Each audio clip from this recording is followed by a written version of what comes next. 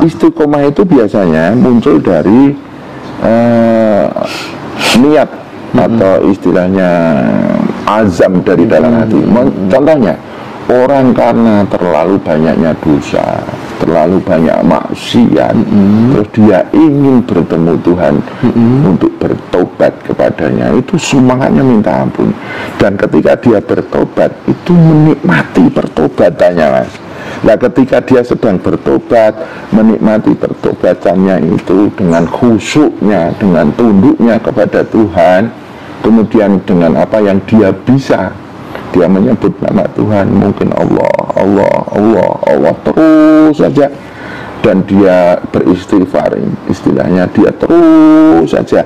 Lah itu kalau ngepasi 1 detik pemberhentian apa itu rotasi planet itu, lah disitulah akhirnya pertobatan dia diterima, Mas. Itu momentum itulah yang paling bagus untuk kita ambil. Mulane nek wong Jawa aja sok turu sore kaki.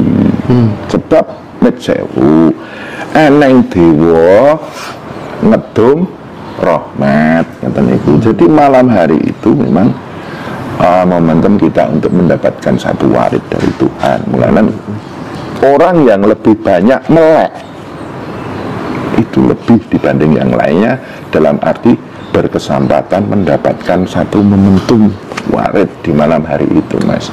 Dan itu nggak akan dapat di siang hari, pasti malam hari, Mas.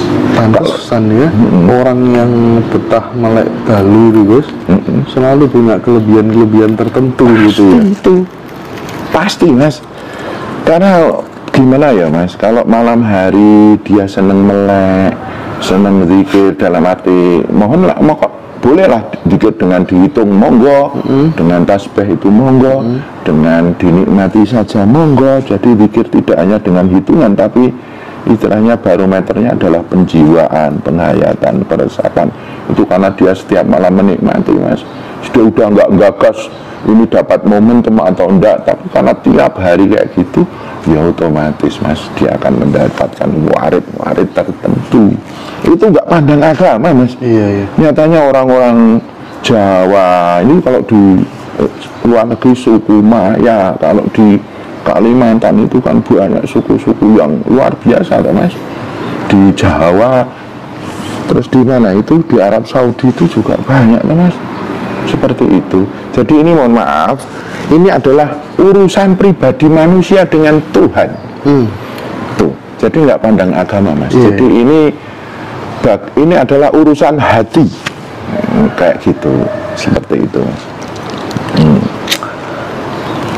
Seperti tadi yang sudah diaturkan sama Gus Rafiq, bahwa seseorang ketika ingin bertaubat, terus kemudian di dalam hati menggaungkan nama Allah, Allah, hingga benar-benar bisa menikmati dan menyatu ke dalam kedalaman rasanya. Iya. Nah, itu bisa nggak sih orang umum mempraktikkan sendiri di rumah tanpa dibimbing oleh guru, tanpa dibimbing oleh penuntun atau mursyid, karena memang sudah ada di dalam dorongan batinnya, oh iya kayaknya aku pas begini deh, boleh apa enggak kira-kira? Oh boleh ya? Orang bertobat nggak perlu cari mursyid, Mas.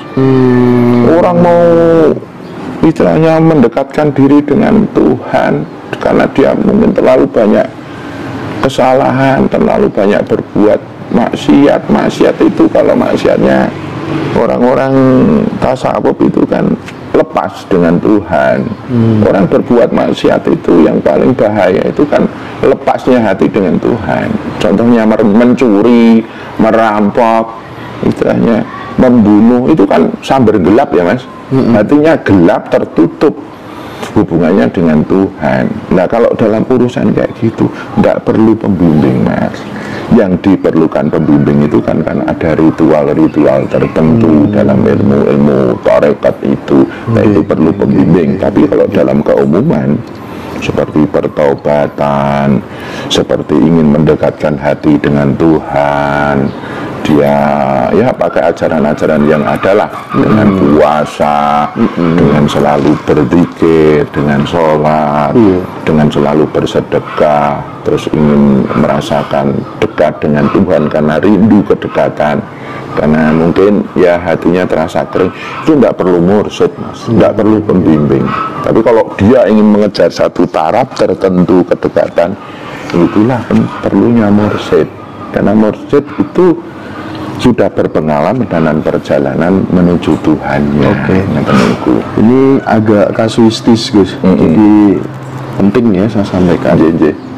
Ada orang sudah mempraktikkan zikir siri itu yang Allah hingga puluhan tahun, terus kemudian dia kan pengen nih naik level bahasanya. Masa aku kok gini terus cuman dalam hatiku Allah.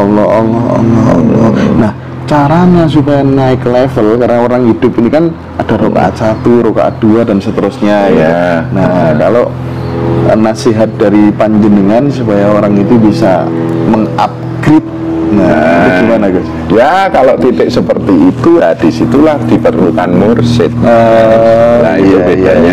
Jadi karena yang namanya syahadat itu kan pertama baru mengucap.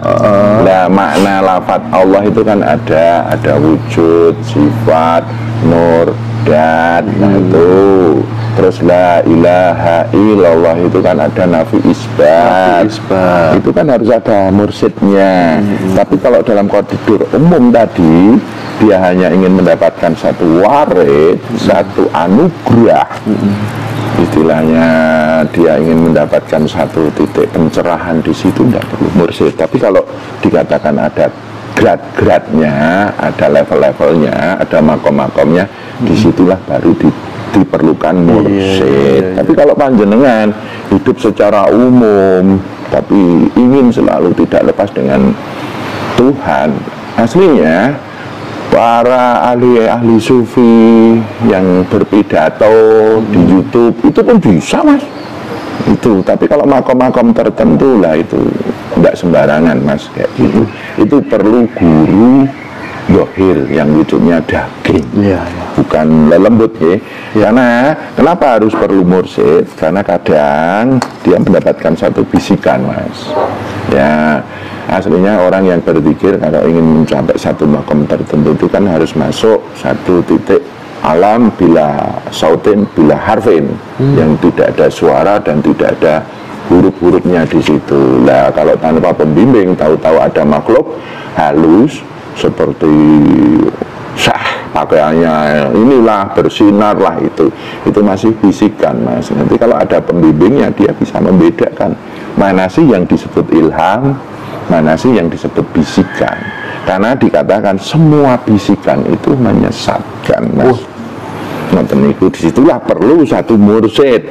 Semua bisikan menyesatkan. Karena saya sering, Mas, mendapatkan murid baru. Contohnya dia bertapa di gunung tertentu, tiba-tiba menemukan satu sosok dan mengatakan ibadahmu sudah sempurna, kamu adalah inilah. Itu akhirnya malah nggak cetok, Mas. Terus dia sedang ziarah di makam tertentu, dia bertemu sosok terus mengatakan akulah si fulan yang dimakamkan dan saya mengatakan inilah. Itu perlu mursyid, Mas, kayak gitu.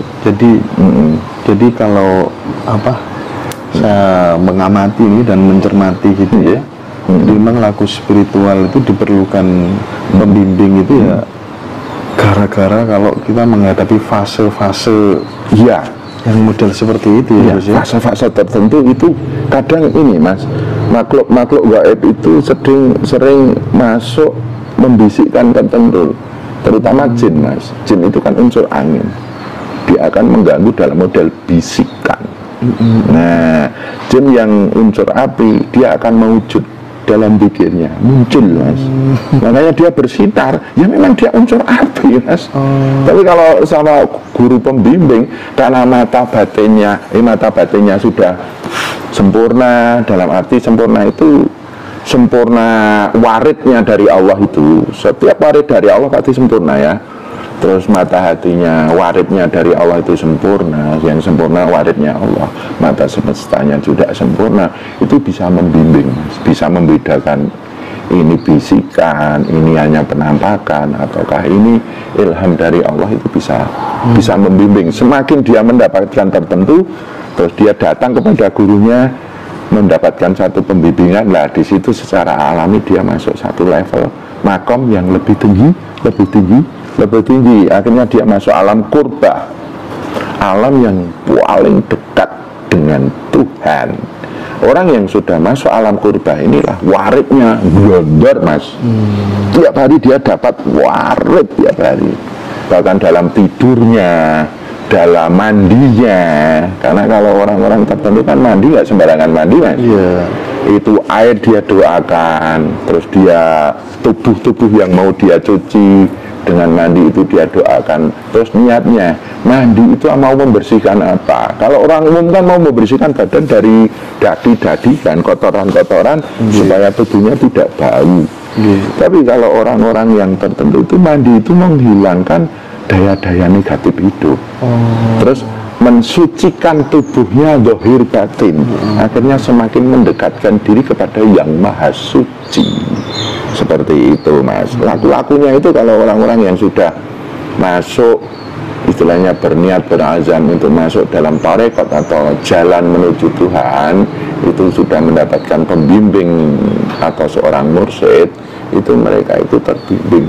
Dalam makannya pun terbimbing, Mas. Dalam dia istilahnya berjalan pun dibimbing, Mas, kayak gitu.